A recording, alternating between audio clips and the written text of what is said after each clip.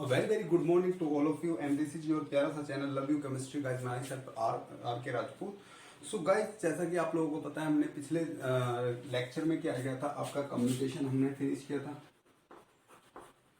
वहां पे हमने लीनियर मोमेंटम, पोजीशन और एंगुलर मोमेंटम के क्या देखे थे, कम्यूटेशंस देखे थे। जैसे कि मैंने आपको कहा था अगर मैं पी एक्स के साथ एक्स लूं तो ये आएगा आपका minus I H cross, okay. और अगर मैं एक्स पी एक्स लूं तो आएगा आई एच क्रॉस, ये आ रहा था। और मैंने कहा था कि मैं एल स्क्वायर के साथ एल का कोई भी कंपोनेंट ले लूं वो हमेशा क्या आएगा, उसके साथ कम्यूट करेगा, हमेशा जीरो आएगा, ठीक है ना। अगर यहाँ पे सेम कंपोनेंट हो जैसे कि दोनों एक्स है तो ये हमेशा क्या आएगा, जीरो होगा, चाहे डायमेंशन डिफरेंट भी हो, दोनों पोजीशन वेक्टर है तो हमेशा जीरो आएगा, पोजीशन ऑपरेटर है, ओके। और यहाँ पे मैंने कहा लेट से दोनों मेरे पी एक्स है तो भी जीरो आ गया, एक पी एक्स पी वाई है तो भी जीरो आएगा, ठीक है ना, ओके। सो यहाँ तक हमने किया था ये। मैंने यहाँ पे कहा था कि अगर x to the power n है, पी एक्स है तो ये आएगा n I H cross x to the power n minus one, ये सब हमने पढ़ा था, ठीक है ना। और हमने बात कहा था कि अगर एंगुलर मोमेंटम का कोई कंपोनेंट है, लेट से एल एक्स है और ये वाई के साथ है, ये किसी भी वेक्टर किसी भी ऑपरेटर के साथ है तो आंसर हमेशा इसकी फॉर्म में आता है। तो ये क्या है, पोजीशन है तो आंसर पोजीशन में आएगा, एक्स से वाई है तो यहाँ पे जेड आएगा, और एक्स से वाई जा रहा है तो पॉजिटिव आई एच क्रॉस, तो ये आता था, ये सब आपने किया था। आज हम देखते हैं एक न्यू टाइप का operator that is your linear normal operator, that is your normal operator. What is normal operator? Normal operators are those operators which commutate with its adjoint, means जो अपने ही एडजॉइंट के साथ कम्यूट करे, जो अपने ही adjoint के साथ कम्यूट करेगा वो क्या कहलाएगा, normal operator. So this is the operator and this is the adjoint of that operator of the same operator, then it will commute, okay. अब देखो अगर आपके पास कोई भी hermitian, if you have any hermitian operator, so कोई भी अगर हर्मिशन ऑपरेटर है उसका एडजॉइंट वही सेम ही होगा। तो अगर यहाँ पे आप कोई भी हर्मिशन ऑपरेटर लोगे, लेट से ए इज हर्मिशन और आपने ए यहाँ पे लिया तो ए का डायगर भी क्या ही होगा, ए ही होगा, तो ये दोनों हमेशा कम्यूट करेंगे। Means all the Hermitian operator are normal operator, all the Hermitian operators are normal, but reverse is not true। मैं क्या कह रहा हूं कि सभी हर्मिशियन ऑपरेटर नॉर्मल ऑपरेटर होते हैं, बट मैं ऐसा नहीं कह रहा हूं कि सभी नॉर्मल ऑपरेटर हर्मिशियन ऑपरेटर होते हैं। क्यों? क्योंकि अगर आप डी बाई डी एक्स को देखो और इसके साथ डैगर ले लो डी बाई डी एक्स का, तो ये भी कम्प्यूट करेगा। कैसे? डी बाई डी एक्स क्या होगा, डी बाई डी एक्स, और डी बाई डी एक्स का डैगर होगा minus D by D X, minus sign बाहर आ जाएगा,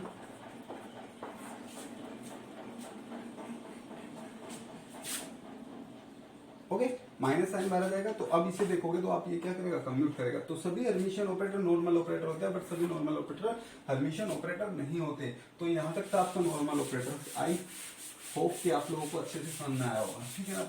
पूछा जा सकता है ऐसे भी question, okay. Next is your anti Hermitian operator, anti Hermitian Hermitian operator क्या होता है। एंटी हर्मिशियन ऑपरेटर को ध्यान से देखो। मैंने कहा था अगर एक ऑपरेटर का adjoint, if and I have a operator A, the adjoint of that operator if that is equal to same operator, then this operator is called Hermitian operator, Hermitian operator, ठीक है ना। और अगर यहीं पे if the adjoint of a operator is equal to the negative of that operator, अगर एक operator का एडजॉइंट मींस डैगर उसी के नेगेटिव के इक्वल हो, तो this type of operator is called anti Hermitian, anti Hermitian operator. For example मैंने कहा कि जो डी बाई डी एक्स है उसका जो एडजॉइंट होता है वो minus D by D x होता है, means D by D x is not a Hermitian operator, this is a anti Hermitian operator. और यहीं से क्वेश्चन पूछ लिया गया एक बार नेट में। क्वेश्चन क्या पूछा था, क्वेश्चन ये पूछा था कि what is the form, which one is the form of sorry which one is the anti hermitian form of D by D X? D by D X की एंटी हर्मिशियन फॉर्म क्या होगी?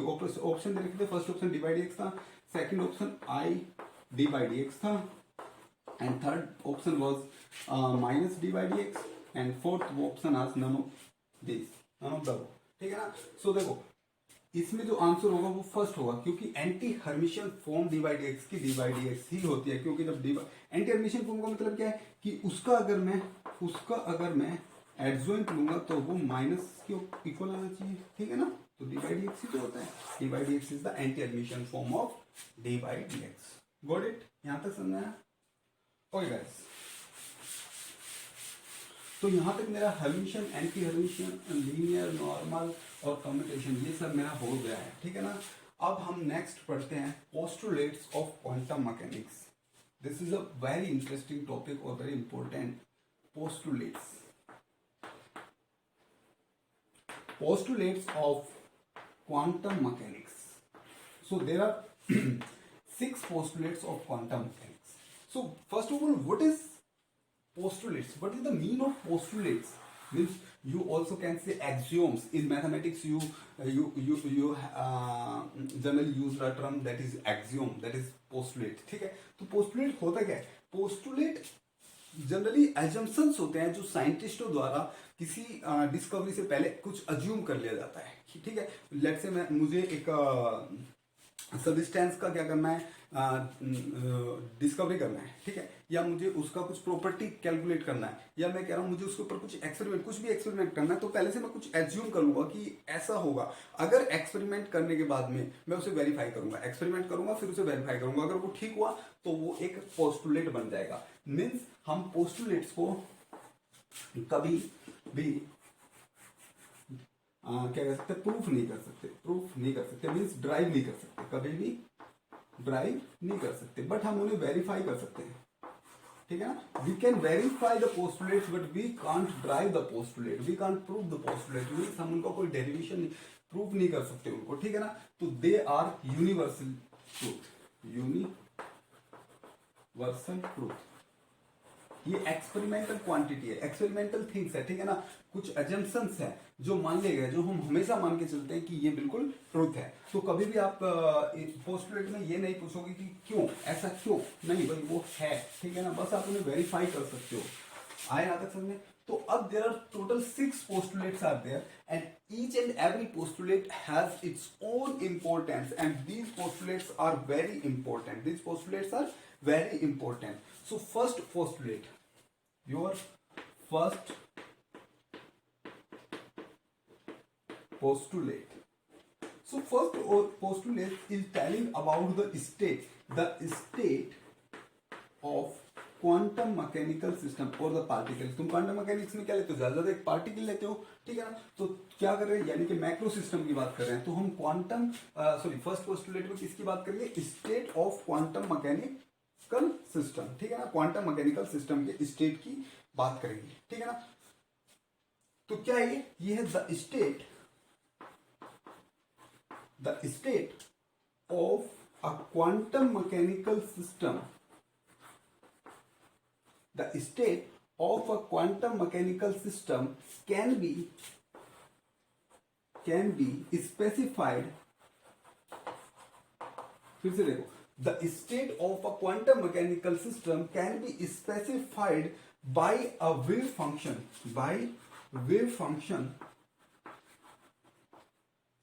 represented by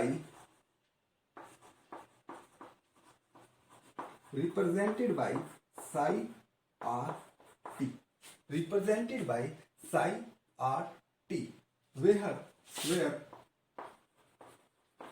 R is position vector,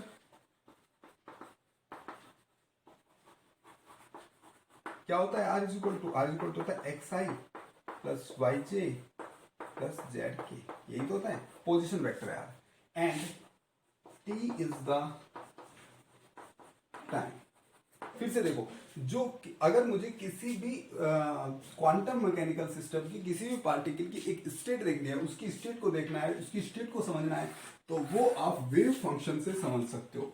and wave function is represented by Sai means wave function किसी भी quantum mechanical particle के लिए एक क्या कह सकते हैं हम, एक बेस है कि इसके बेसिस पे आप उसकी स्टेट को कंप्लीटली स्टडी कर सकते हो. Study of state of quantum mechanical system.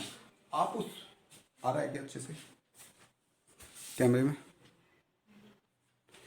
There was some external disturbance. So okay, PUBG खेलना छोड़ो, आ जाओ यहाँ पे.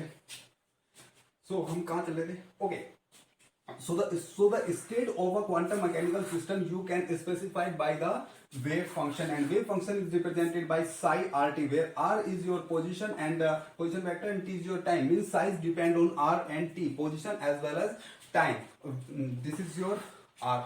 So you can understand now what is the postulate first. So okay, so psi is the important thing. Wave function is very important. You can study the state of the quantum mechanics. You can find all the properties with the help of psi. All the properties means like your momentum, your kinetic energy, your potential energy, all the things, all the properties of classical mechanics you can find by this wave function. You will apply the operator on this wave function and you can get the property. Okay. The important property you can find by wave function is that your probability.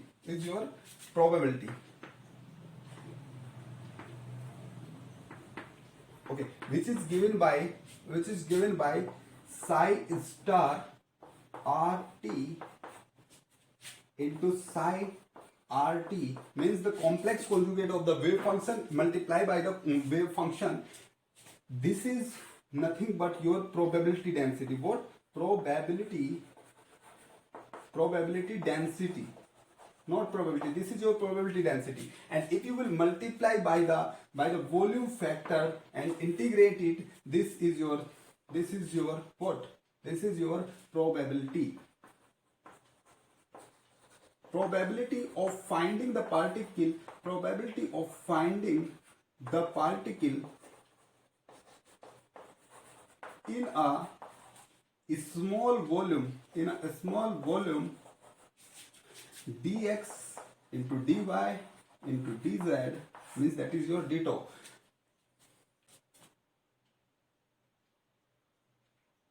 dy dz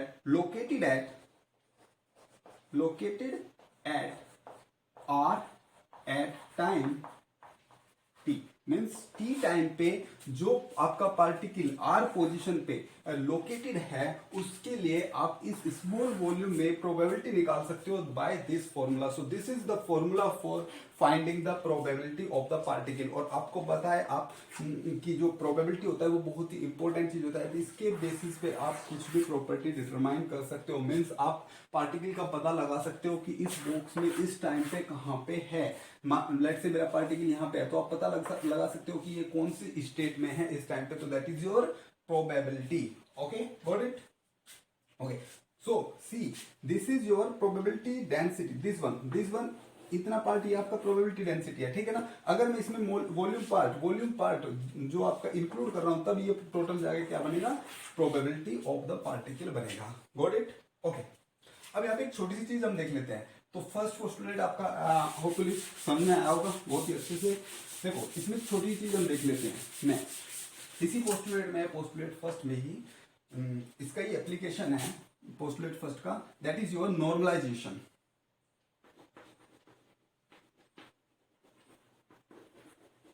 normalisation of wave function. Wave function का normalization क्या है, पहले तो हम ये देख लेते हैं और फिर हम देखें क्यों इसका जरूरत पड़ा. तो देखो, जनरली क्या होता है, अगर मेरा probability density of a wave function, मैं जनरली यहाँ पे बस साई ही लिखूंगा. अब तो psi star psi D tau, अगर ये 1 के इक्वल हो जाए, if the probability from minus infinite to plus infinite, if the probability becomes to 1, then this wave function is called normalized wave function. Normalized wave function, and this property is called normalization.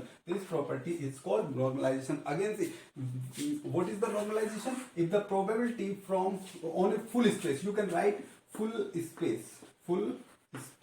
यानी कि complete space में, मैंने minus infinity plus infinity जितना भी आपको दे रखा है, integration eight full space Sai into Sai star d tau, it should be equal to 1, then your function is normalized, or this condition is called normalization condition. Got it? आया समझे? Okay, कैसे देखेंगे, इसका जरूरत क्या पड़ा, सब कुछ हम देखेंगे. हम थोड़ा सा एक बार यहां पे एक चीज और देख लेते हैं उससे पहले, that is your orthogonality. Orthogonality. So what is orthogonality? If this term psi star psi d tau, let's say I am saying psi I or psi j psi k, psi j psi k. If this term on full space will become 0, then this function is called orthogonal.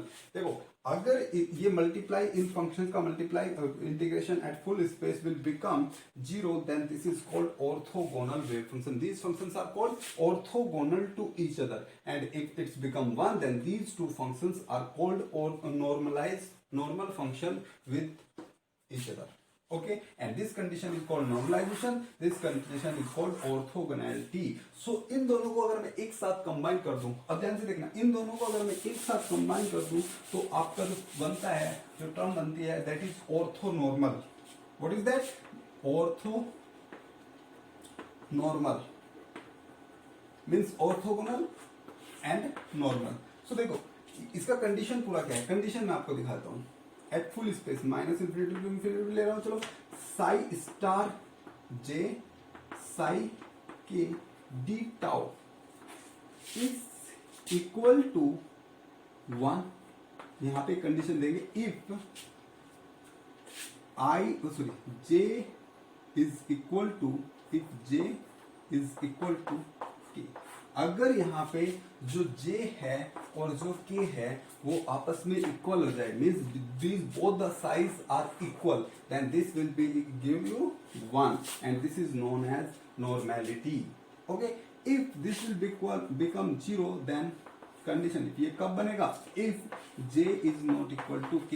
अगर ये दोनों function, देखो, अगर ये quantum mechanical functions है और ये दोनों फंक्शंस, जो दोनों वेव फंक्शन है वो डिफरेंट है, तो वो आपका ऑर्थोगोनल होगा, और अगर ये आपका 1 है तो ये आपका नॉर्मलाइज होगा. और each and every quantum mechanical wave function for real systems are orthonormal. अगर वो डिफरेंट है तो 0 देंगे, दैट इज ऑर्थोगोनल. अगर वो सेम है तो आपका क्या देंगे, 1 देंगे, दैट इज योर नॉर्मल. यहां तक समझना. जरूरत क्यों पड़ी नॉर्मलाइजेशन की और कैसे नॉर्मलाइज करते हैं वो हम सब देखते हैं, सब देखेंगे धीरे धीरे. देखो, अगर आपका वेव फंक्शन, पहले आप चेक करोगे कि ये जो आपका वेव फंक्शन है वो नॉर्मल है या नहीं है, वो नॉर्मलाइज है या नहीं है, क्योंकि जो भी कैलकुलेशन मुझे करनी है हमेशा नॉर्मलाइज करके करनी है, ठीक है ना. और अगर वो नॉर्मलाइज नहीं है तो उसे नॉर्मलाइज कैसे करेंगे, तो देखो ध्यान से, if my function is not normalized, these functions are not normalized, then I'll normalize it by multiplying a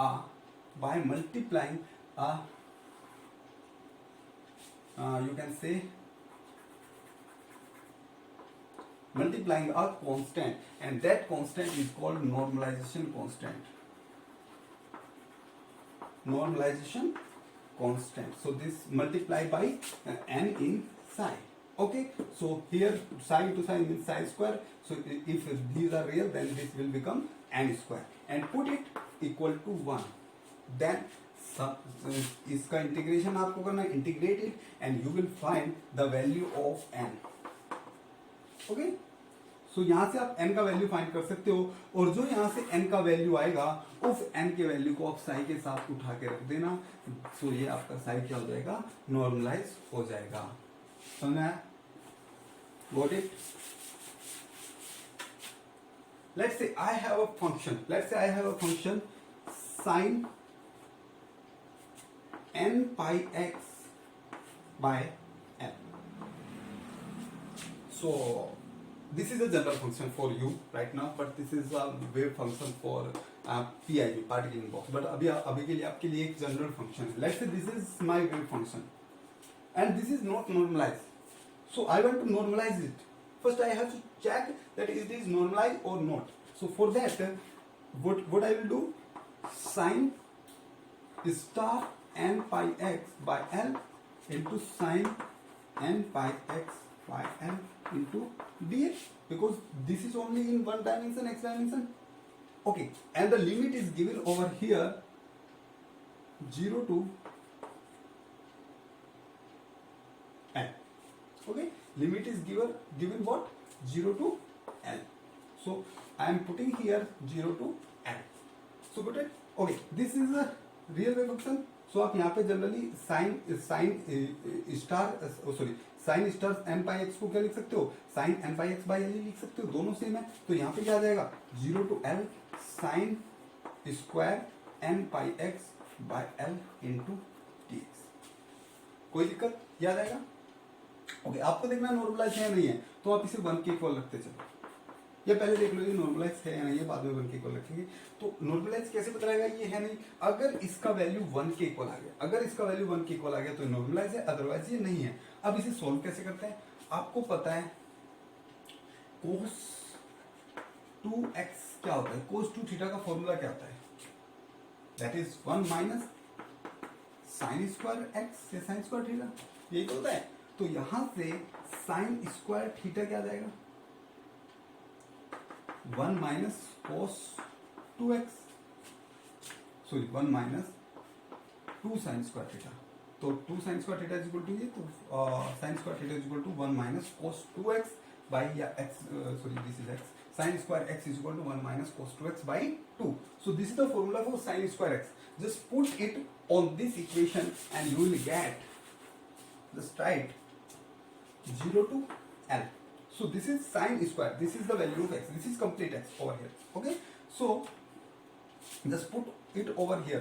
So this will become 1 minus cos 2x, 2 into x is this 2n pi x by L upon 2. This one is over 2, you can write over here, put it into dx.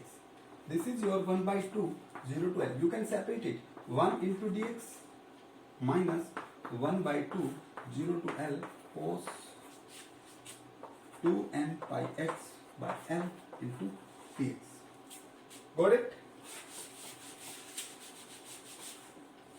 Got it now? Okay. So this will become 1 by 2. What is the integration of x of 1? That is your x, or limit is 0 to L minus 1 by 2. The integration of cos x. What is the integration of cos x? मैंने आपको बताया था cos x का आपको integration देखना है. देखो इसके लिए आप प्लस लेते हो, cos 2 कहाँ जा रहे हो, साइन जा रहे हो. ये उनके लिए बता रहा हूँ जिनको इंटीग्रेशन नहीं आता, ठीक है ना. cos 2 साइन जा रहे हो, बड़े पे जा रहे हो छोटे से, तो ये plus plus plus plus plus sign आएगा, और cos का हमेशा साइन में जाएगा, तो plus sign 2n pi x by L. Okay, अगर मेरे पास cos ax है तो इसका इंटीग्रेशन हम करते हैं, सॉरी cos ax है मेरे पास, cos ax, तो हम cos x का क्या करेंगे, sin ax, और अपॉन में इस टर्म का कर देते हैं बाई a, ठीक है ना. तो ये आ जाएगा sin 2n pi x by L upon 2n pi by L. Got it? So this will become 1 by 2. x का वैल्यू रखोगे पहले ये रखोगे तो L माइनस 0, सो आ जाएगा L minus 1 by 2 sine. Okay, यहाँ पे आप कर सकते हो, ये ऊपर आ जाएगा L बाई 2n पाई और इंटू साइन में जब आप वैल्यू रखोगे किसका, साइन में आप वैल्यू रखोगे x का. सो लिमिट कहाँ से कहाँ थी, 0 से L. जब आप L लिमिट रखोगे यहाँ पे तो आ जाएगा 2n pi L by L. L से L कैंसिल और 2n पाई, साइन 2n पाई, साइन का n पाई 2n पाई सब क्या होते हैं 0. तो ये पूरा टर्म यहाँ से क्या हो जाएगा 0. तो मैं इस टर्म को यहाँ से हटा रहा हूँ, ये 0 आ जाएगा. ओके, सो आपने देखा कि उसका वैल्यू 1 नहीं आया, तो इसका मतलब this is not a normalize function. अब अगर आपका नॉर्मलाइज फंक्शन नहीं है तो आप उसे नॉर्मलाइज कैसे करते हो. मैंने कहा वेव फंक्शन में एक फैक्टर n से मल्टीप्लाई करोगे, तो आपका वेव फंक्शन क्या था, वेव फंक्शन था आपका sin x, यही तो था. तो आप इसमें आप इसमें n से मल्टीप्लाई करते, n से करते तो वो मल्टीप्लाई यहाँ पे आके किससे हो जाती, n स्क्वायर से हो जाती, क्योंकि आपने दो फंक्शन लेना sign to sign star multiply करके लिया है, तो n स्क्वायर आएगा, तो यहाँ पे n स्क्वायर आएगा. तो बाहर एन स्क्वायर में ले लेता हूं, तो N square into N square is equal to जाएगा, तो आपका एन इज इक्वल टू क्या देगा, देखो ये यहाँ पे आया एल बाई टू, तो आ जाएगा under root L by two. So this is the value of normalisation constant for this function. Okay, so ऐसे आप अगर आपका कोई नॉर्मलाइजेशन वेव फंक्शन, अगर आपका कोई वेव फंक्शन नॉर्मलाइज नहीं है तो आप उसे नॉर्मलाइज करोगे by the multiplying of coefficient N and then फिर इसमें रख देना और इक्वल टू 1 के रख देना, तो आपकी वहां से एन की वैल्यू निकल के आ जाएगी। तो अब जो मेरा नॉर्मलाइज वेव फंक्शन निकल के आया वो क्या है, वो आया under root L by two sine N pi X by, sorry, just wait, there is a problem over here. This is n square, sorry, there is a problem, what is that, n square का multiply इधर है और ये क्या है n square into L by two is equal to 1 था ना, sorry 1 था, तो यहाँ से n स्क्वायर का वैल्यू आ जाएगा 2 बाई एल, एन का वैल्यू आ जाएगा अंडर रूट 2 बाई एल। सो आपका जो नॉर्मलाइज वेव फंक्शन आ जाएगा वो आ जाएगा under root 2 by L into आपका जो पहले वेव फंक्शन था sine N pi X by L. So ये आपका वेव फंक्शन नॉर्मलाइजेशन कांस्टेंट आता है, ऐसे निकालते हो। ऐसे आप किसी वेव फंक्शन को नॉर्मलाइज करते हो, तो समझ में आया नॉर्मलाइजेशन। Okay, got it. चलो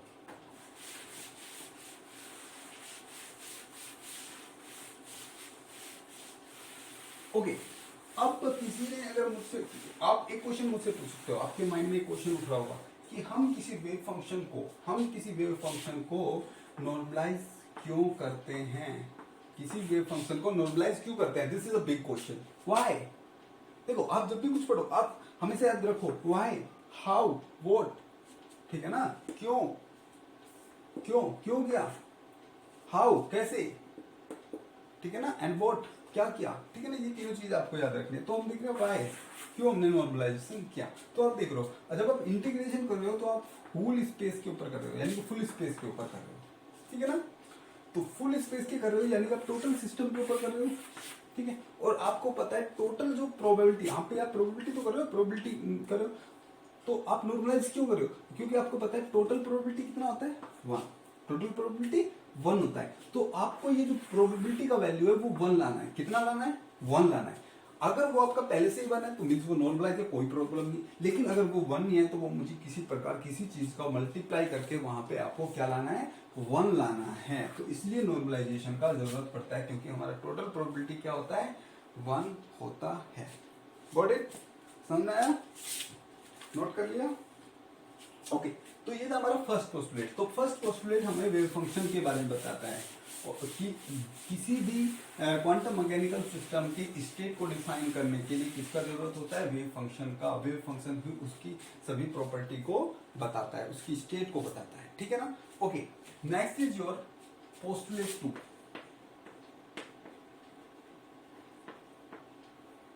देखो पोस्टुलेट 1 किससे रिलेटेड था, स्टेट से रिलेटेड था, वो स्टेट को बताता था, ठीक है ना। ये जो आपका पोस्टुलेट 2 है ये बताएगा आपका किसको, ऑपरेटर के बारे में, ऑपरेटर और ऑपरेशन, ठीक है ना। ये आपको बताएगा किसके बारे में, ऑपरेटर के बारे में। तो देखो क्या होता है, ये होता है to every observable, to every observable in classical mechanics,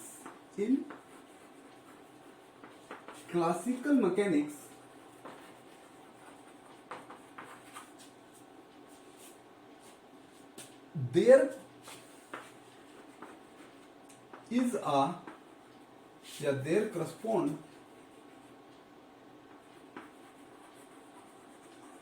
corresponding a operator in quantum mechanics। आज ने देखो क्या कह रहा है, to every observable in classical mechanics, यानी कि क्लासिकल मैकेनिक्स में जो भी आपके ऑब्जर्वेबल होते हैं, आप लीनियर मोमेंटम की बात करो, आप काइनेटिक एनर्जी की बात करो, पोटेंशियल एनर्जी की बात करो, जिस किसी भी प्रॉपर्टी की आप बात करो क्लासिकल मैकेनिक्स में जितने भी आपके ऑब्जर्वेबल होते हैं, वहां पे आप ऑब्जर्वेबल कैलकुलेट करते हो ना बाय फॉर्मूला। सेम यहाँ पे क्वांटम मैकेनिक्स में इन ऑब्जर्वेबल्स को डिटरमाइन करने के लिए इन सब के करस्पॉन्डिंग कुछ वेव ऑपरेटर्स होते हैं। उन ऑपरेटर को हम फिर क्या करते हैं, जो फर्स्ट पोस्टुलेट से मेरे पास वेव फंक्शन आया, उस वेव फंक्शन के ऊपर हम अप्लाई करते हैं। वेव फंक्शन के ऊपर अप्लाई करने से हमें आप ऑब्जर्वेबल मिल जाता है। फिर से देखो क्लासिकल मैकेनिक्स में क्या है, क्लासिकल मैकेनिक्स में अगर आपको काइनेटिक एनर्जी निकालनी है तो आप फॉर्मूला लगा देते हो हाफ एम वी स्क्वायर। अगर आपको वहां पे लीनियर मोमेंटम निकालना है P, तो that is equal to M V लगा देते हो आप, ठीक है ना। आपको पोटेंशियल एनर्जी निकालनी हो तो आप हाफ के एक्स स्क्वायर, तो वहां पे आप क्या लगाए, तो फॉर्मूला आपके पास हर ऑब्जर्वेबल के लिए अलग अलग फॉर्मूलेज है। सेम क्वांटम मैकेनिक्स में क्या होता है, हर ऑब्जर्वेबल के लिए, जो क्लासिकल में ऑब्जर्वेबल्स होते हैं, हर ऑब्जर्वेबल के लिए एक ऑपरेटर होता है और उस ऑपरेटर को आप अप्लाई कर देते हो वेव फंक्शन पे। तो ऑपरेटर जब वेव फंक्शन पे अप्लाई होता है तो आपको क्या दे देता है, ऑपरेंट दे देता है, यानी कि जो आपको ऑब्जर्वेबल वैल्यू है वो आपको दे देता है। ठीक है ना, यहां तक समझ में। अब हम कुछ ऑपरेटर्स देख लेते हैं जो आपने पहले भी पढ़ा था ऑपरेटर अलजेब्रा में। हम फिर से उन ऑपरेटर्स को देख लेते हैं। Got it. तो देखो मैं पहले लिखूंगा आपके ऑपरेटर या क्वांटिटी, क्लासिकल ऑब्जर्वेशन या ऑब्जर्वेबल, क्लासिकल ऑब्जर्वेबल, और इसकी करस्पॉन्डिंग ऑपरेटर लिखूंगा, इसके करस्पॉन्डिंग ऑपरेटर लिखूंगा और फिर उसका ऑपरेशन लिखूंगा। ठीक है ना, आया समझे। ओके, तो सबसे पहली जो आपकी ऑब्जर्वेबल है वो है आपका लीनियर मोमेंटम।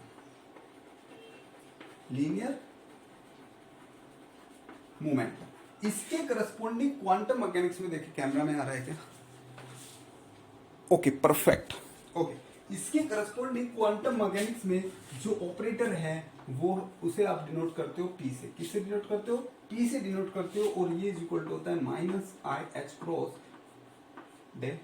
तो डेल इज इक्वल टू क्या होता है, D by D X plus D by D Y plus D by D Z. और अगर आप पी को एक स्पेसिफिक डायमेंशन में, लेट से एक्स में ले रहे हो, तो ये हो जाएगा minus I H cross D by D X. Got it. और आपको पता है H cross equal to H upon 2 pi होता है, where H is Planck constant. समझ में आया। तो ये आपका ऑपरेटर होता है for linear momentum. Got it. And what is the operation, what is ये क्या ऑपरेशन करता है फंक्शन के ऊपर लग के, what is the operation of this function. So operation is specified by this operator. So the operation of linear momentum operator is what, differentiation.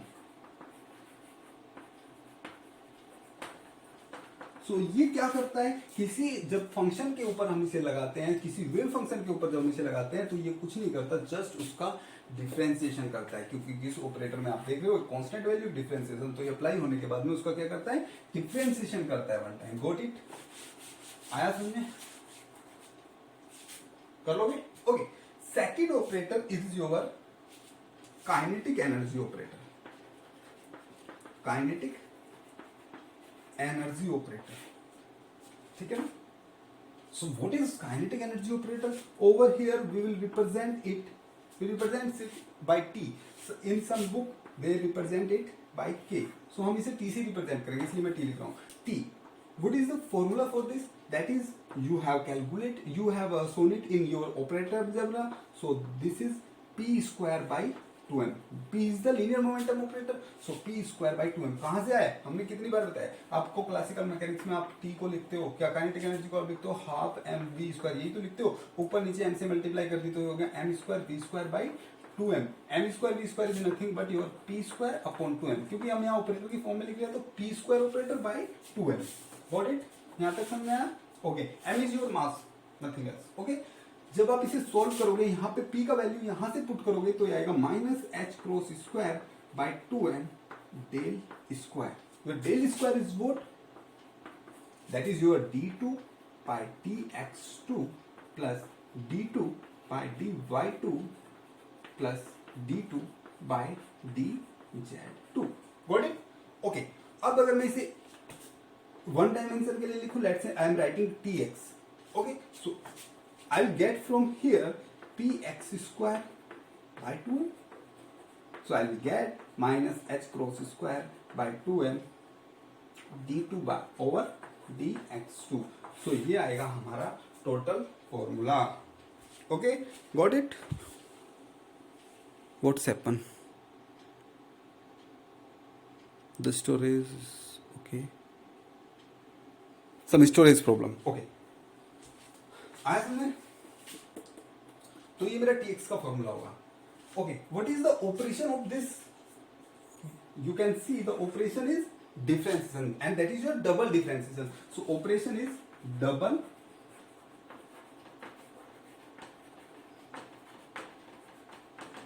okay, मैं एक बार कैमरा को चेक कर लेता हूँ क्योंकि वहां पर कुछ स्टोरेज प्रॉब्लम आ रहा है। Just wait 1 second, we will come back.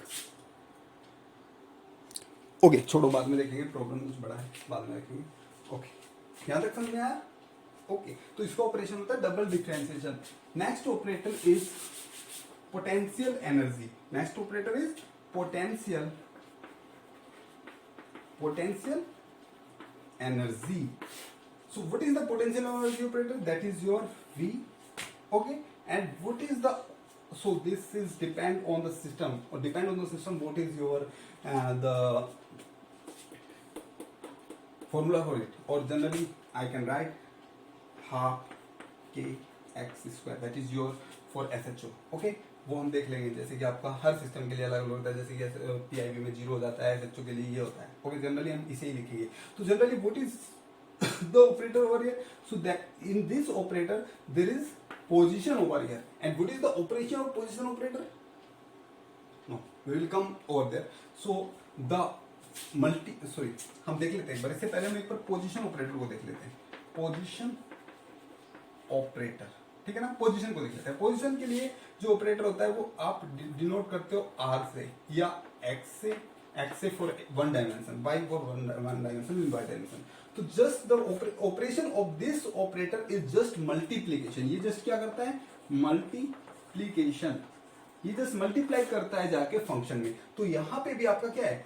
Only x present है, तो ये भी क्या करेगा? मल्टीप्लाई करेगा। तो इसका ऑपरेशन भी मल्टीप्लीकेशन होगा। तो देखो, इन दोनों का ऑपरेशन मल्टीप्लीकेशन होगा, काइनेटिक एनर्जी का ऑपरेशन डबल डिफरेंशिएशन होगा, लीनियर मोमेंटम का ऑपरेशन डिफरेंशिएशन हो गया। तो गाइज यहां तक आई थिंक आपको समझ में आया होगा अच्छे से। जल्दी से नोट कर लो। ओके, नोट कर लिया? नहीं क्या हो तो आप इसे पॉज करके नोट कर सकते हो, ठीक है ना? समझ में आया?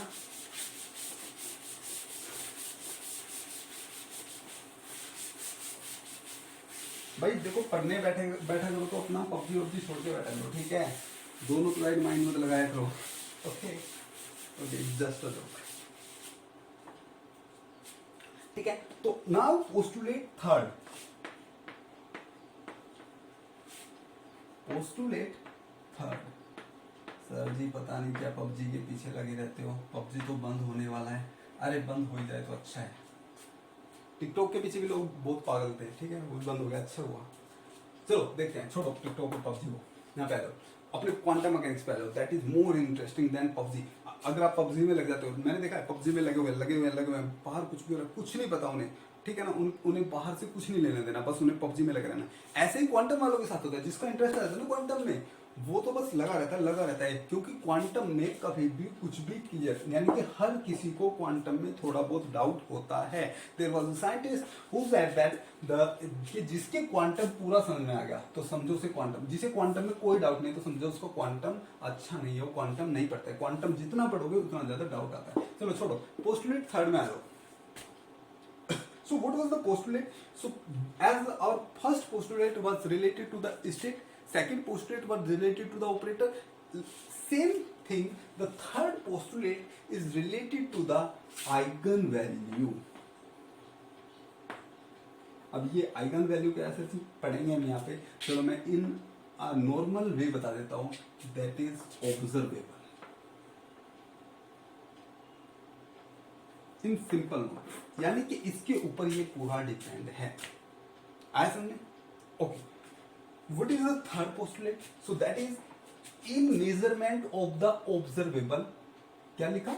In any measurement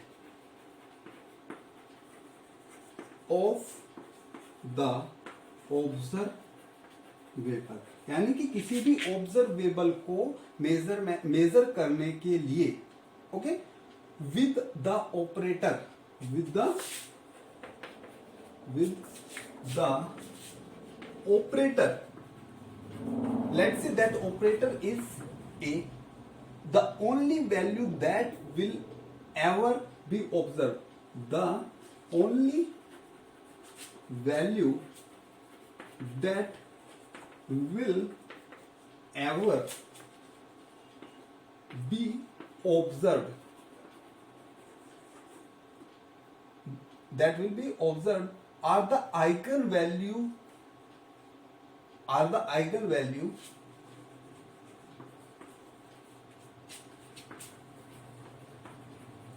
of that operator. Okay, देखो फिर से देखो, मैंने कहा कि किसी भी ऑब्जर्वेबल का मेजर करने के लिए, किसी भी ऑब्जर्वेबल का मेजर करने के लिए विद ऑपरेटर ए, मींस आपको एक ऑपरेटर ए का ऑब्जर्वेबल डिटरमाइन करना है विद अ फंक्शन साई। तो यहाँ पे जो आपकी मेजरेबल या आपकी जो आप हमेशा ऑब्जर्वेबल वैल्यू देखते हो, that is called your eigen value. अब आइगन वैल्यू क्या होती है? Let's say you have a function psi and in general I am saying a function. Let's say you have a function psi and you are applying an operator on that function and you are getting the same function, with a constant value, then that constant value is called eigenvalue, that called eigenvalue. Again फिर से देखो, फिर से मैं क्या कर रहा हूं, if I have a wave function psi or in general I have a function psi and I am applying a operator a on this function, then and I am getting the same function finally,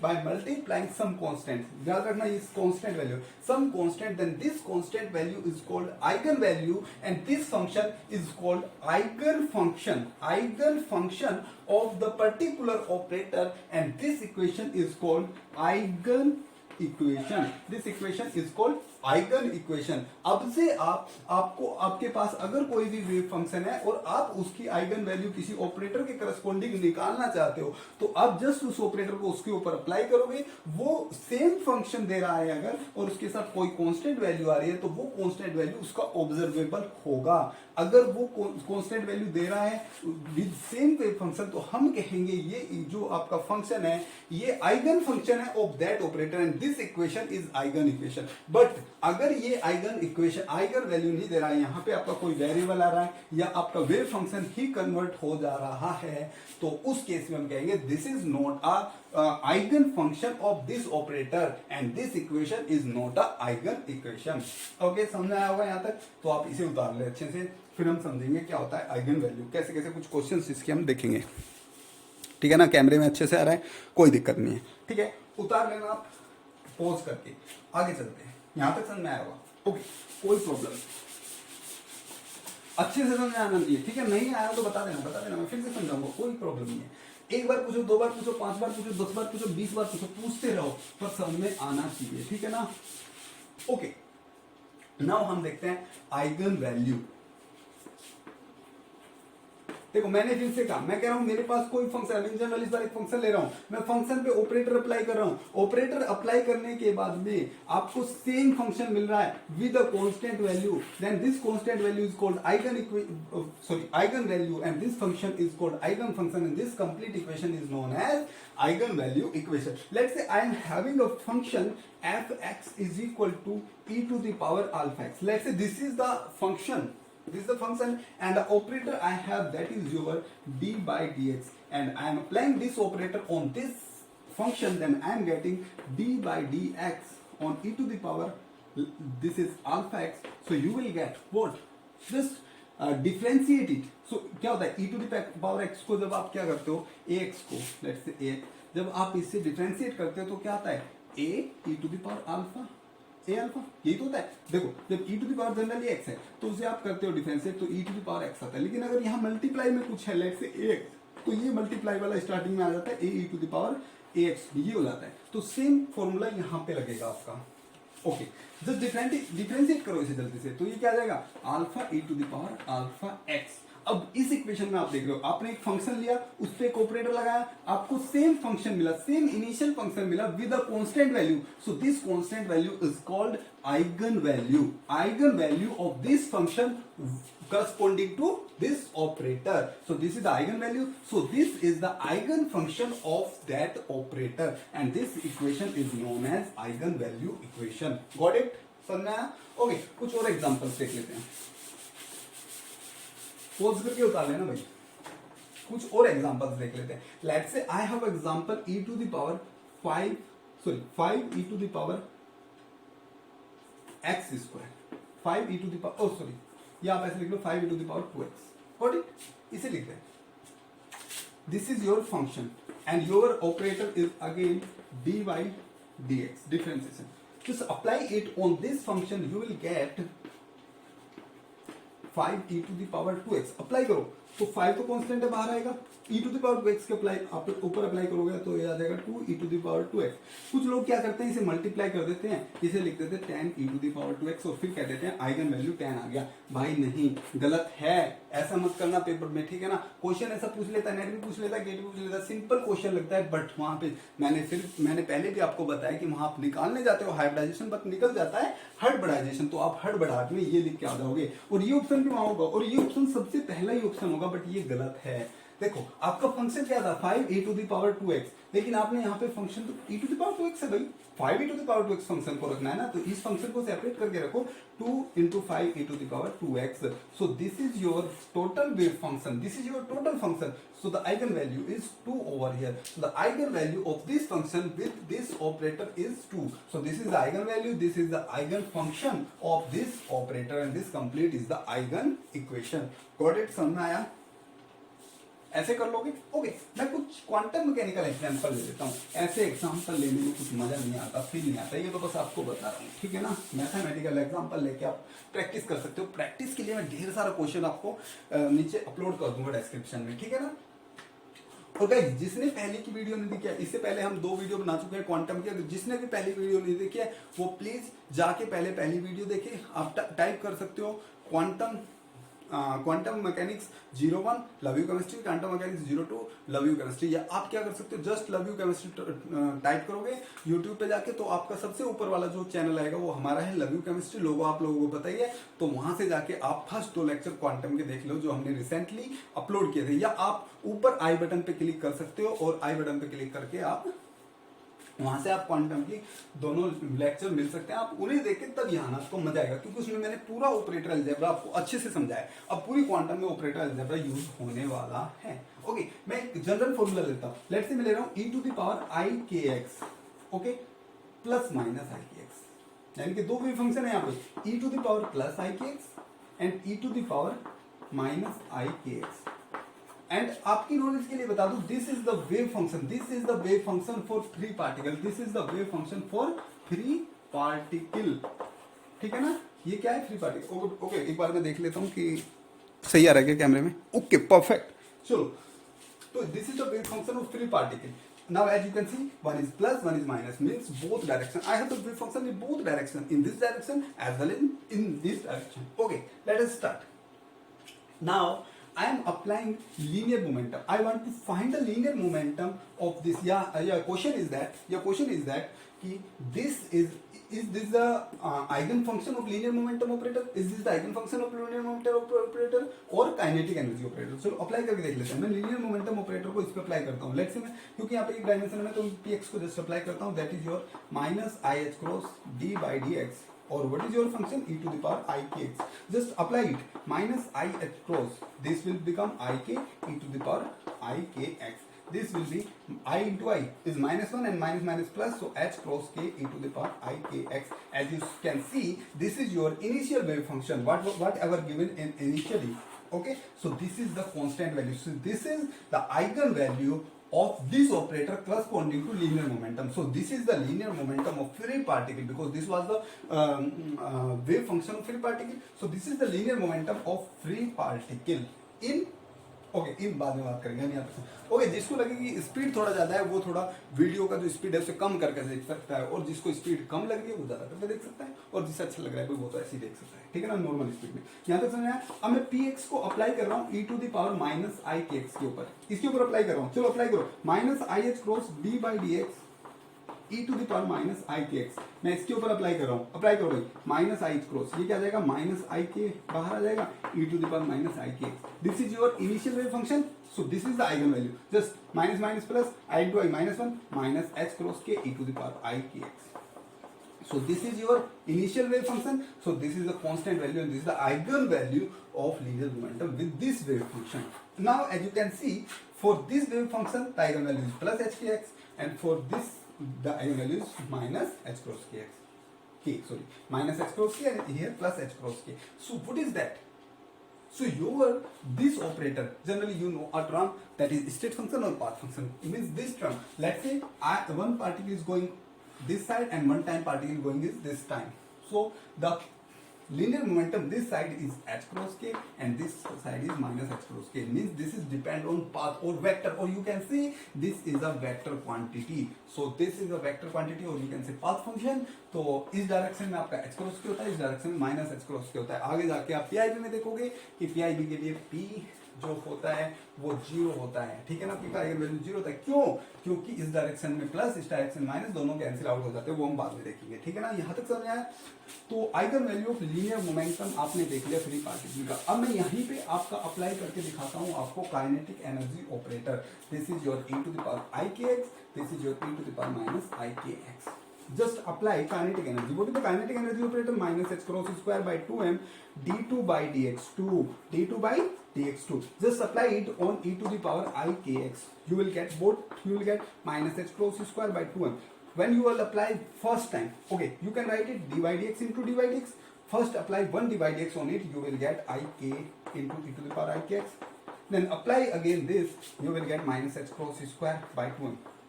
You will again get ik e to the power minus ikx, means you will get ik to the power 2 e to the power ikx.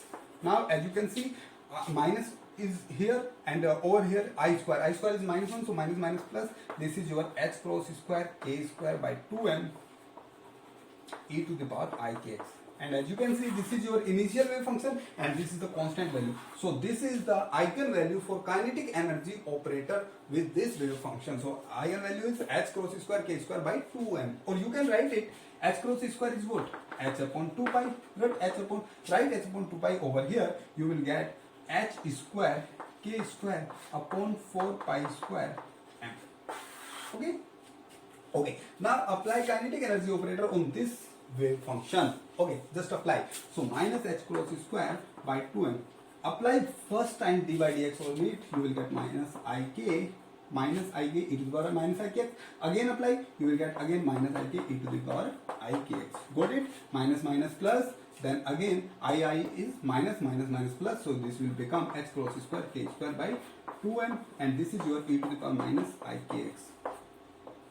This is your initial wave function and this is the constant value. As you can see, for both the wave function eigen value is same, means your kinetic energy, as you know, this is a state function, this is not depend on path, or you can say this is not depend on direction. In both direction you are going, in this direction also kinetic energy is h square k square by 2m, and in this direction also h square k square by 2m, h cross square. Got it? So this is your kinetic energy. Or one term also you know for this, and that is your degeneration term. So यहाँ पे हम देख लेते हैं degenerate states और degeneracy। देख लेते हैं क्या होता है डिजेनरेसी और क्या होता है डिजेनरेट स्टेट। एक बार ध्यान से देख लेते हैं। देखो, अगर मेरे पास दो डिफरेंट स्टेट है, अगर मेरे पास दो डिफरेंट स्टेट है और दोनों स्टेट का एक ऑपरेटर के करस्पॉन्डिंग आइगन वैल्यू सेम आ रही है। देखो, दोनों डिफरेंट ऑपरेटर है और आइगन वैल्यू सेम आ रही है, तो इस टाइप के इस टाइप के वेव फंक्शंस को हम कहते हैं डीजेनरेट स्टेट या degenerate wave function. So these states are called degenerate state. फिर से देखो, अगर मैं दोनों पे सेम ऑपरेटर लगा रहा हूं तो, और दोनों पे सेम ऑपरेटर लगा रहा हूं और दोनों डिफरेंट डिफरेंट वेव फंक्शन है और आइगन वैल्यू सेम आ रही है, तो मैं कहूंगा कि दोनों फंक्शन क्या है, डीजेनरेट फंक्शन है। डीजेनरेट फंक्शन समझ में आया? ओके, या डीजेनरेट स्टेट कह लो, ठीक है ना। डीजेनरेट स्टेट समझ में आया? यहां तक आपके अच्छे से समझ में आया होगा, कोई प्रॉब्लम नहीं होगी। देखो, इसमें आगे मैं एक चीज देख लेता हूं। अभी मेरा पोस्टुलेट थर्ड ही चल रहा है। मैं एक नया ऑपरेटर देख लेता हूं, that is called Hamiltonian.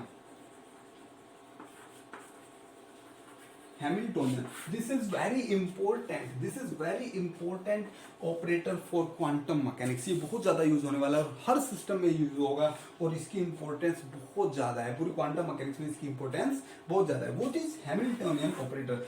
Hamiltonian operator is nothing but the total energy, means kinetic energy operator plus potential energy operator. This is your Hamiltonian operator. If you want to find the total energy of any system, you will apply Hamiltonian operator on the wave function of that system. उस system के wave function पे आप Hamiltonian को apply कर दोगे, वहां से total energy निकाल लोगे।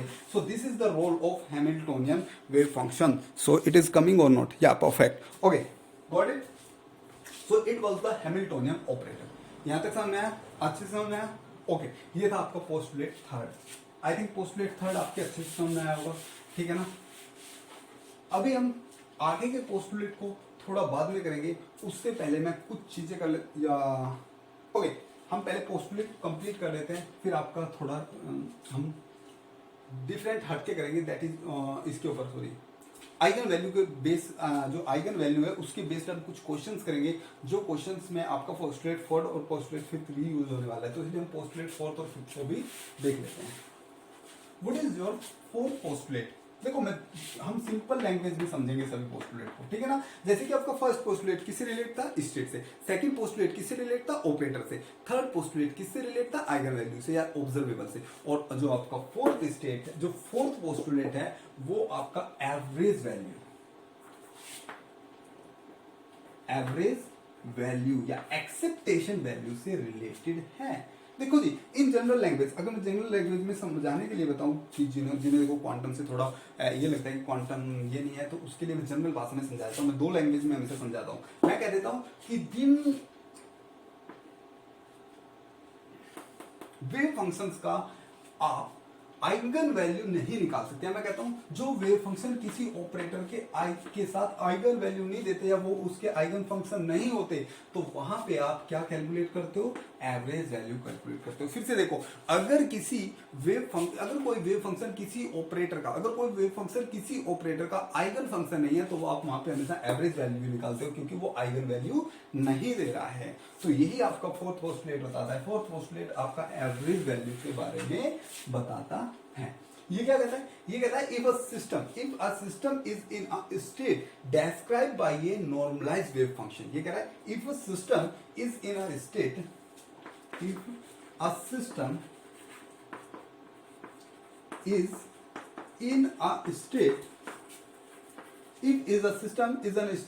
described by a normalized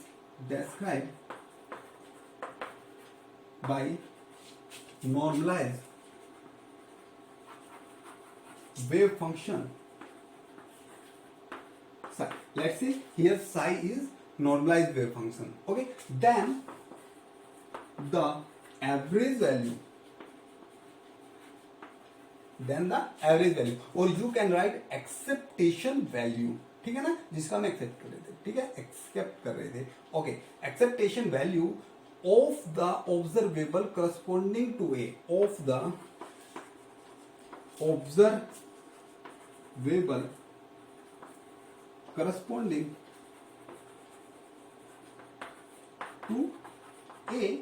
is given by। फिर से देखो मैं क्या कह रहा हूं if a system is in state described by a normalized wave function। अगर एक आपका सिस्टम या आपका क्वांटम मैकेनिकल पार्टिकल एक स्टेट में है जो एक नॉर्मलाइज्ड वेव फंक्शन से डिस्क्राइब है, यानी कि जो इसका वेव फंक्शन है जो इसे डिस्क्राइब कर रहा है वो नॉर्मलाइज्ड वेव फंक्शन है Sai then the average value can be find by this formula. Average value आपकी इस फॉर्मूले से निकाली जा सकती है, and that formula is, let's say I'm finding average value of A of corresponding operator A, then it will give you the whole space integration, means let's say minus infinity to infinity psi your normalized wave function star, then your operator, then your normalized wave function into d tau. You can find the average value by this formula. So this formula will apply when your wave function is normalized. Let's say your wave function is not normalized. Then you will find the average value by minus infinity to infinity psi star a psi d tau divided by minus infinity to plus infinity psi star psi d tau. Means you will divide it by, or you can say that you will multiply by normalization constant. Means you are dividing by this thing. This is nothing but 1 upon psi star psi. This is your normalized constant. Okay, now you will normalize it and then find the average. Or you can do one thing, you can apply this, or you can do one thing, you can first normalize it. Normalization करना मैंने आपको सिखा दिया. You can first normalize it, then you can apply this formula. This formula is applied for normalized wave function, and this is for not normalized wave function. Okay, तो ये था आपका postulate 4. समझ में आया ना? कोई प्रॉब्लम नहीं. चलो, कहीं पर क्या होता है, कोई वेव फंक्शन किसी ऑपरेटर का आइगन वैल्यू फंक्शन नहीं होता, तो वहां पे आप एवरेज वैल्यू निकालते हो. क्या निकालते हो वहां पे? आप एवरेज वैल्यू निकालते हो. तो वहां पे आपका पोस्टुलेट 4 यूज होता है. It was the postulate 4. Okay, समझ में आया? कोई problem? Okay, now postulate 5. Okay guys, यहाँ पे मैंने बताया आपको 6 पोस्टुलेट है, टोटल 6 पोस्टुलेट है. मैं अभी आपको टोटल 5 पोस्टुलेट पढ़ाऊंगा. एक पोस्टुलेट मैं बाद में पढ़ाऊंगा, उसका भी रिक्वायरमेंट मुझे नहीं है, वो मैं बाद में पढ़ाऊंगा आपको. जब हम क्वांटम के लगभग खत्म करने की साइड जा रहे होंगे, तब वहां पे हमें उसका रिलेट पड़ेगा, वहां पे मैं उसे पढ़ाऊंगा. अभी हम पोस्टुलेट 5 तक ही देखेंगे. ठीक है ना? ये क्या होता है? ये अच्छा, ये किसके बारे में बताता है आपको? 5 पोस्टुलेट ये बताता है आपको time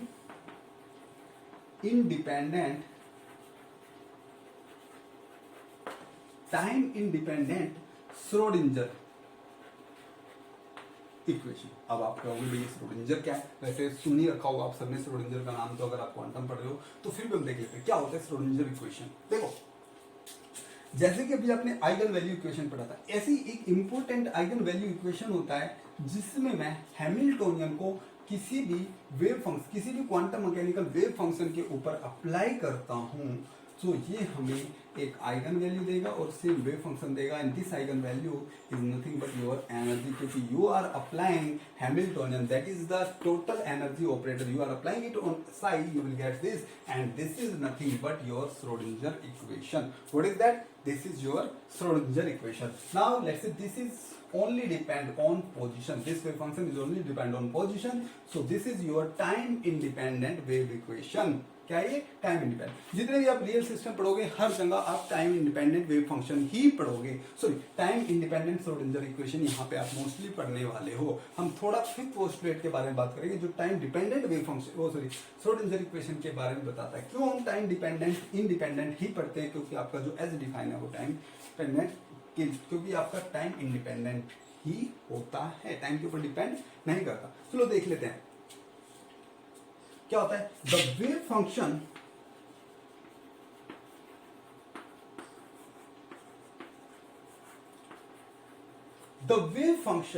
of a system evolve in the time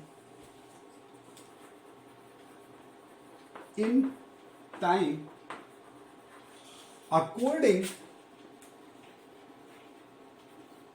to the time dependent Schrödinger equation. फिर से देखो क्या कह रहा है. ये कह रहा है the wave function of A system evolve in time. अगर आपको वेव फंक्शन टाइम के साथ अगर आपको वेव फंक्शन देखना है, यानी कि टाइम डिपेंडेंट वेव फंक्शन देखना है, तो वो आप टाइम डिपेंडेंट श्रोडिंगर इक्वेशन से बता सकते हो। किसे बता सकते हो? Time dependent Schrodinger equation, and that is your H is your Hamiltonian, applying on psi RT is equal to IH cross del psi by del t, where this psi is only depend on position। फिर से देखो, अगर आपके पास position, अगर आपके पास साई कौन सा है? ओनली पोजीशन डिपेंडेंट, यानी कि आपके पास टाइम इंडिपेंडेंट साई है और आपको टाइम डिपेंडेंट निकालना हो तो आप इस इक्वेशन से निकाल सकते हो। जस्ट यहाँ पे रखोगे और टी के रेस्पेक्ट में इसे डिफरेंशिएट कर दोगे, multiply by H cross,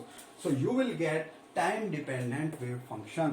So if you want to find time dependent wave function, then you should use your time dependent wave equation। That was your fifth postulate। So आपने अपने पांचों postulate पढ़े। मैं एक बार से फिर से आपको पांचों पोस्टुलेट की समरी आपको बता देता हूँ, क्योंकि पोस्टुलेट ये बहुत ही ज्यादा इंपॉर्टेंट है। ओके, देखो मैं फिर से बता देता हूँ। हमने 5 पोस्टुलेट पढ़े अभी, ठीक है ना, क्वांटम मैकेनिकल के 5 पोस्टुलेट। मैंने सबसे पहले कहा कि पोस्टुलेट होता क्या है? पोस्टुलेट एक अजम्पशन है जो एक्सपेरिमेंट से पहले माना गया था, ठीक है ना, और एक्सपेरिमेंट करके उसे अच्छे से प्रूव कर दिया, उसे हमने वेरीफाई करके दिखा दिया, हाँ ये ठीक है, तो वो आपका एक यूनिवर्सल ट्रूथ है। आप उसे प्रूव नहीं कर सकते, आप उसे क्या कहते हैं, डिस्क्राइब नहीं कर सकते, लेकिन आप उसे वेरीफाई कर सकते हो। ओके, ये फर्स्ट चीज तो ये थी कि क्या होता है आपका पोस्टुलेट। अब यहाँ पे 6 पोस्टुलेट होते हैं। मैंने पहले पोस्टुलेट क्या बताया कि जो फर्स्ट पोस्टुलेट होता है वो वेव फंक्शन के बारे में होता है। क्या होता है फर्स्ट पोस्टुलेट? कि अगर आप किसी क्वांटम मैकेनिकल सिस्टम की स्टेट को बताना चाहते हो तो आप उसके वेव फंक्शन से बता सकते हो, ठीक है ना। That is represented by psi RT. This is depend on position as well as time. Okay, ये था, और इसी वेव फंक्शन की मदद से आप सभी प्रॉपर्टीज निकालते हो। Means this is the power house of you can say that quantum mechanical system. Okay, इससे बाद में मैंने इसी पोस्टुलेट में ये कहा कि एक इंपॉर्टेंट प्रॉपर्टी यहाँ पे आती है, दैट इज योर प्रोबेबिलिटी। आपको ये फाइंड करना है कि इस पार्टिकल का इस टाइम पे यहाँ पे क्या प्रोबेबिलिटी है, यहाँ पे पाए जाने का क्या प्रोबेबिलिटी है, वो आप निकाल सकते हो psi star into psi d tau से। Psi star into psi is your probability density. If you will multiply by volume factor that is your d tau, then you can find the probability of finding the particle in a small volume, that is your dx divided dz at time t when the particle is situated at that position x, okay, या r। यहाँ तक आप, ये था आपका first postulate. Second postulate क्या होता है? सेकंड पोस्टुलेट आपको बताता है ऑब्जर्वेबल के बारे में। वो क्या कहता है कि आपकी क्लासिकल मैकेनिक्स में जितने भी ऑब्जर्वेशंस होते हैं, जितने भी ऑब्जर्वेबल होते हैं, उनके करस्पॉन्डिंग क्वांटम मैकेनिक्स में क्या होते हैं? ऑपरेटर्स होते हैं। आप वहां से फॉर्मूलों से ऑब्जर्वेबल से निकालते हो, यहाँ पे आप वेव फंक्शन के ऊपर कुछ ऑपरेटर अप्लाई करते हो और आप ऑब्जर्वेबल को डिटरमाइन कर लेते हो। जैसे कि मैंने लीनियर मोमेंटम के लिए पी बताया, that is your minus H cross D by D X. Kinetic energy के लिए minus H cross square by 2m D two by D X two. उसका ऑपरेशन क्या होता था? डिफरेंशिएशन। इसका होता है डबल डिफरेंशिएशन। फिर मैंने बताया पोजीशन का, पोजीशन के लिए आप जनरली एक्स होता है, या आप आर लिख लो, ठीक है ना। दैट इज उसका जो जनरली जो ऑपरेशन होगा वो मल्टीप्लाई, वो जस्ट मल्टीप्लाई करेगा फंक्शन में जाके। इससे बाद में आपका है potential energy. Potential energy represent करते हो, ये भी जस्ट क्या है आपका? मल्टीप्लीकेशन जाके करता है। तो ये था आपका पोस्टुलेट 2, ठीक है ना। हमने इसके बारे में कुछ क्वेश्चंस देखे। फिर उसके बाद में मैंने पोस्टुलेट 3 पढ़ा। पोस्टुलेट 3 क्या था? पोस्टुलेट 3 ये था कि अगर आपको कोई भी ऑब्जर्वेबल डिटरमाइन करना है विद करस्पॉन्डिंग टू ऑपरेटर, तो आप क्या करते हो? जस्ट उस ऑपरेटर को उस फंक्शन के ऊपर अप्लाई करते हो, और वो क्या करता है? एक सेम ऑपरेटर और multiply by a constant value देता है। That constant value is called eigen value, ठीक है ना। तो आइगन वैल्यू से आप निकाल सकते हो। इससे नेक्स्ट ऑपरेटर ये था कि अगर आप आइगन वैल्यू ना निकाल पाओ किसी ऑपरेटर, यानी कि कोई फंक्शन आप किसी ऑपरेटर के साथ आइगन वैल्यू फंक्शन नहीं है, तो आप उसके लिए एवरेज वैल्यू निकालते हो। जो आप किससे निकालते हो? फॉर्मूला आपको दिया था। अगर आपका नॉर्मलाइज्ड वेव फंक्शन है तो minus infinity to plus infinity psi star A psi D two, ठीक है ना। इससे आप निकाल देते हो। अगर नॉर्मलाइज नहीं है तो पहले नॉर्मलाइज करके तब निकाल लेते हो, नहीं तो नॉर्मलाइज फैक्टर से उसे मल्टीप्लाई कर देते हो। ये हो जाता है। अब आपका पोस्टुलेट बचा था फिफ्थ पोस्टुलेट। फिफ्थ पोस्टुलेट आपका कह रहा है कि अगर आप जनरली जितने भी सिस्टम्स हैं यहाँ पे, जितने भी रियल सिस्टम्स होंगे, आपका पीआईबी हो, आपका एसएचओ हो, आपका हाइड्रोजन एटम हो, कोई भी आपका हो, उसमें सब में आप क्या पढ़ोगे? Time independent Schrodinger equation. Schrodinger equation is what? Your Hamiltonian applying on psi will give energy and then. सो मैंने बताया था कि जो हैमिल्टोनियन बहुत ही इंपॉर्टेंट ऑपरेटर है, ठीक है ना। तो आपको अगर टाइम डिपेंडेंट निकालना हो तो आप टाइम डिपेंडेंट श्रोडिंगर इक्वेशन से निकाल सकते हो। That is your H psi R T is equal to I cross del psi by del T. तो ये हमने 5 पोस्टुलेट पढ़े थे गाइस, बहुत ही ज्यादा इंपॉर्टेंट है। आप इन्हें अच्छे से देखना, केयरफुली देखना, एक बार देखना, 2 बार देखना, समझ में ना समझ में आए तो पूछ लेना, ठीक है ना। आई होप आपको वीडियो अच्छा लगा होगा। अगर वीडियो अच्छा लगा हो तो please like share and subscribe it. Please guys video पूरा देखा करो, अच्छे से देखा करो, जिससे कि हमें भी मोटिवेशन हो, ठीक है ना। और गाइज हमने एक छोटा सा टारगेट रखा है, हमने दिसंबर तक का एक टारगेट रखा है कि हमें दिसंबर तक 500 सब्सक्राइबर्स करने हैं, जिससे कि हमें लगे कि हाँ हम जो कर रहे हैं वो किसी के लिए बेनिफिट हो रहा है, जो न्यूडेड पीपल के लिए वो बेनिफिशियल है। और गाइज हमने इसी में जो पूरा टारगेट रखा है वो 500 सब्सक्राइबर एंड 3000 आवर का वॉच टाइम का टारगेट रखा है, ठीक है ना। बहुत छोटा टारगेट है, ये हो सकता है। तो please guys be cooperate and thank you, bye bye.